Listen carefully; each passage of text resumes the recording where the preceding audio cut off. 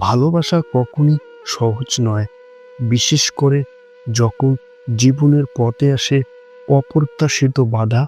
আজ আমি আপনাদের শোনাবো রক্তাক্ত বাধা, এক রহস্যময় ভালোবাসার গল্প, যেখানে দুই মানুষ একে অপরকে ভালোবাসলেও তাদের মাঝে রয়েছে এক অবিনাশী বাধা। এই বাধা কি পার করতে পারবে তারা? আসুন শুনেন। আমি বিশ্বজিৎ, শুরু করছি রক্তাক্ত ভালোবাসা। ইদানিং পড়াশোনার চাপ এত বেড়ে গেছে যে তা মানুষের চিন্তারও বাইরে। নুপুরের দিন শুরু হয় ভারী ব্যাগ নিয়ে আর শেষ হয় ক্লান্ত শরীর নিয়ে। ক্লাস থেকে ফেরার পথে সে প্রায় মনে করে, জীবনটা এমনই কি থাকবে? উফ, এত পড়াশোনা সহ্য হয়। ক্লাসের ব্যাগটা একরকম ছুঁড়ে ফেলেই বলল নুপুর, আহ, এত চটছিস কেন? 1.5 মাস পর ফাইনাল পরীক্ষা, তাই একটু চাপ তো থাকবেই। অলকা তার ঘনিষ্ঠ বান্ধবী শান্ত করার চেষ্টা করলো। চাপ যেন আমি একাই সব টানবো। মেডিকেলে চান্স পেয়েও পড়লাম না। পড়াশোনার চাপে, আর এখন ইংরেজিতে এসে দেখ প্রেজেন্টেশন, লেকচার, লেখালেখি, এই একেবারে অসহ্য। অলকা মৃদু হেসে বলল, চল পরীক্ষা শেষ হোক, তারপর আমরা পাগল হয়ে মজা করব। নুপুর কিছুটা শান্ত হলেও তার মনের গভীরে অস্থিরতা কাজ করে। সেদিন বিকেলে ক্লাস শেষে নুপুর আর অলকা ক্যাম্পাসের বাইরে হাঁটছিল। হঠাৎ তাদের পথ রোধ করল নীরব, ইউনিভার্সিটির বাজে ছেলে হিসেবে পরিচিত। নীরবকে নুপুর সহ্য করতে পারে না। সে ক্লাস করে না, অথচ সবাইকে ভয় দেখায়। কোথায় যাচ্ছ ডার্লিং? সিগারেটের ধোঁয়া ছাড়তে ছাড়তে বলল নীরব। সেই জবাব আপনাকে দিতে হবে না, নুপুর গভীরভাবে জবাব দিল। উপ, রেগে গেলে তো তোমায় দারুণ লাগে নুপুর ডার্লিং। অলকা টান দিয়ে বলল, চল এখান থেকে। লাইব্রেরিতে নোট বানাতে বানাতে সন্ধ্যা পেরিয়ে যায়। নুপুর বাইরে বের হয়ে দেখে আকাশে কালো মেঘ দ্রুত কিছু রিক্সা খুঁজতে থাকে, কিন্তু কিছুই পাচ্ছে না। রাস্তাটা বেশ ফাঁকা।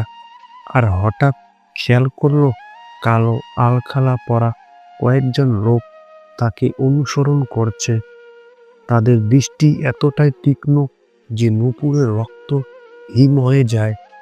ভয়ে দৌড়াতে শুরু করে সে। হঠাৎ কোথা থেকে এক শক্তিশালী হাত তাকে টেনে সরিয়ে নেয়। নিজেকে সামনে নুপুর দেখে একজন লম্বা সুদর্শন যুবক কালো জ্যাকেট পরে তার সামনে দাঁড়িয়ে। আপনি কে? আমি কোথায়? আপনার জন্য একটা নিরাপদ জায়গা নয়, দ্রুত চলে যান। একটা অটো এসে থামে। যুবক তাকে প্রায় জোর করে অটোতে উঠিয়ে দেয়। পিছন ফিরে ধন্যবাদ জানাতে গেলে নুপুর দেখে যুবকটি অদৃশ্য। এত দ্রুত কিভাবে গেল? পরের দিন ক্লাসে ঢুকতে অলকা বলল, আজ দেরি করলি কেন? ঘুমিয়ে পড়েছিলাম, জবাব দিল নুপুর। দেখ নতুন ছেলেটা।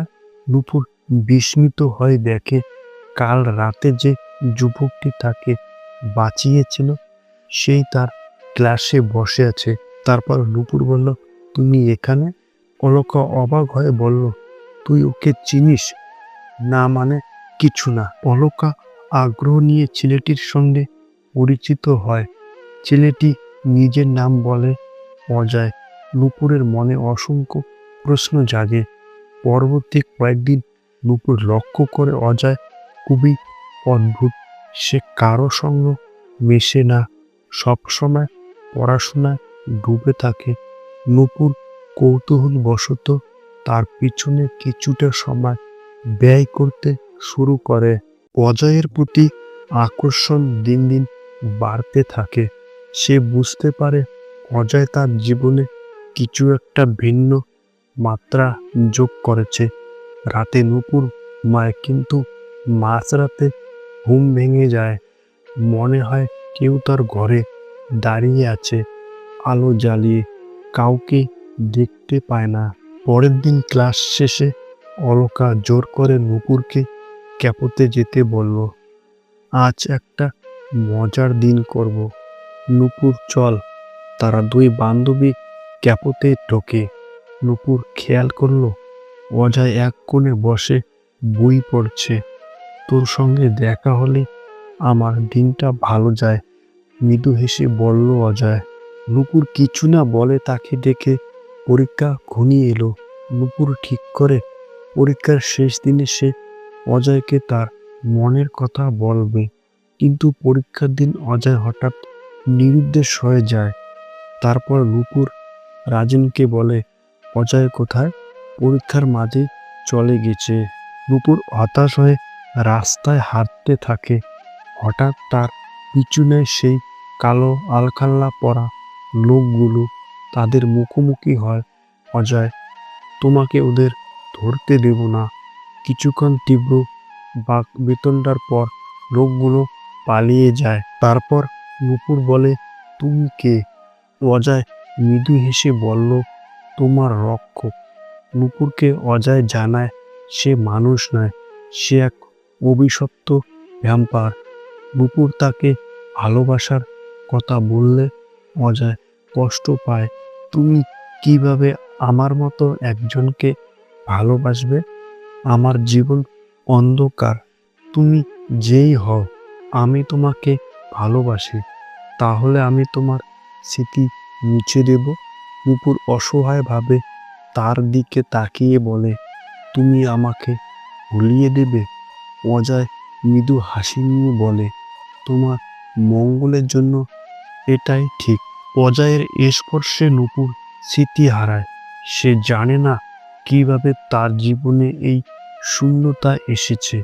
পকেটে থাকা একটি আংটি তাকে কিছুটা আশ্বাস দেয়।